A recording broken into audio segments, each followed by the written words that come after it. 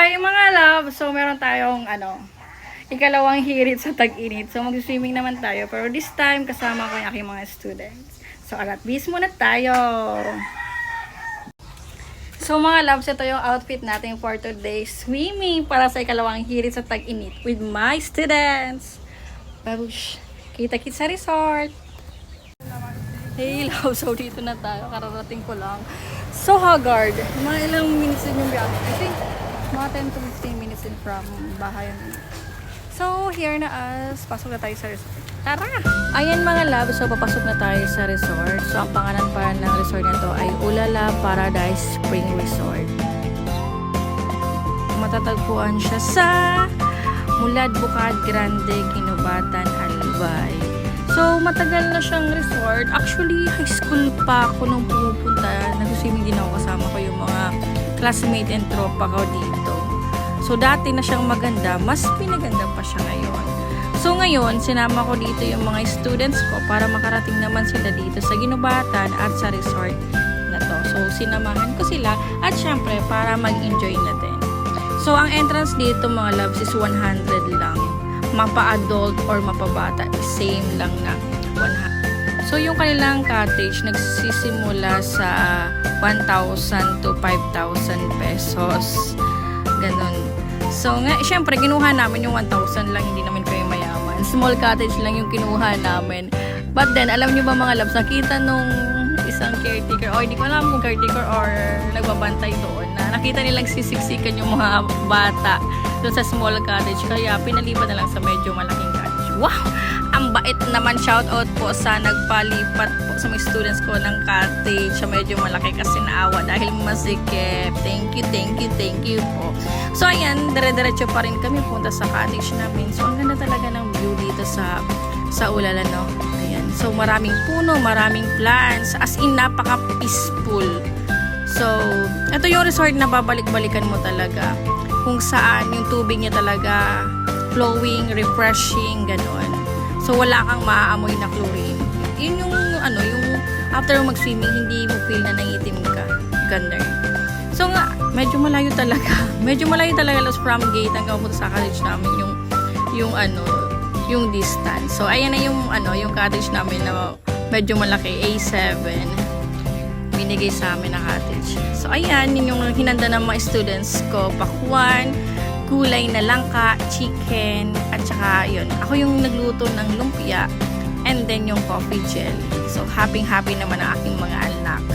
Kahit simple man ang aming handa, basta nag-banding. So, ayan, nandito na kami sa cottage for the bantay ang person sa kanyang mga anak.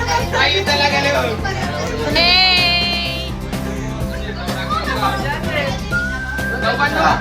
Wala, dito lang ako, bantay lang ako sa kanya. So, for today's walang diet. Nag-diet. For today's video, wala tayong diet. Wala.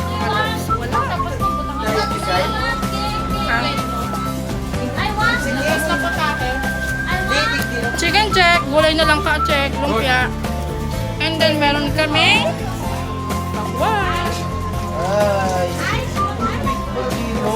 Anghang! Anghang! Na lang ka. Sira ma.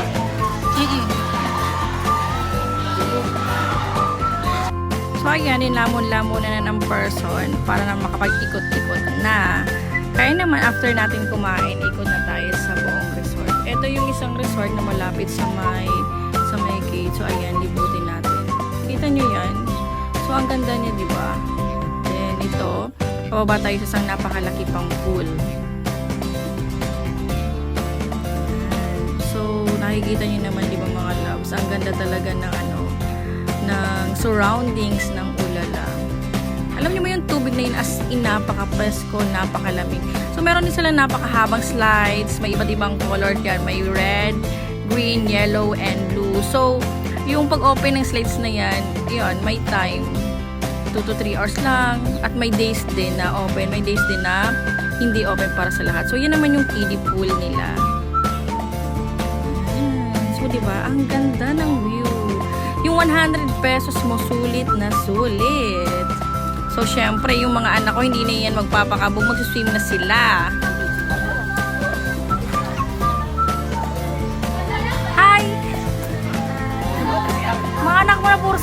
lang. 99% selfie, 1% ligo. So ayan, nagsimula na silang magkulitan, nag-slide dito sa pools habang nagbibideo ang person. So ako support naman ako sa kanilang pag-outing na baganto kasi na-experience ko din ito nung high school ako na kung saan isa sa memorable moments na pagiging high school is yung mga banding na katulad nito. So ako for the support lang ako sa mga bata kasi alam ko na yung memories ito madadala nila hanggang sa pagtanda. At alam ko hindi nila ako makakalimutan. So, syempre, hindi mawawala yung mga pa-picture-picture. Ayan. So, lagi tayong magpa-picture para muling mabalikan natin, di ba? Yung mga memories kasama yung bawat isa. Kasi dadating yung time na maghihiwa-hiwalay na, magiging adult na. So, yung mga ganitong experience ay alaala na lang. Hey, mga love! So, nandito yung mga anak ko. Say hi!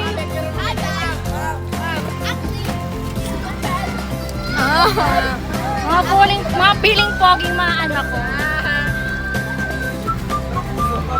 Yay! Comment down kung gusto nila ako maging teacher.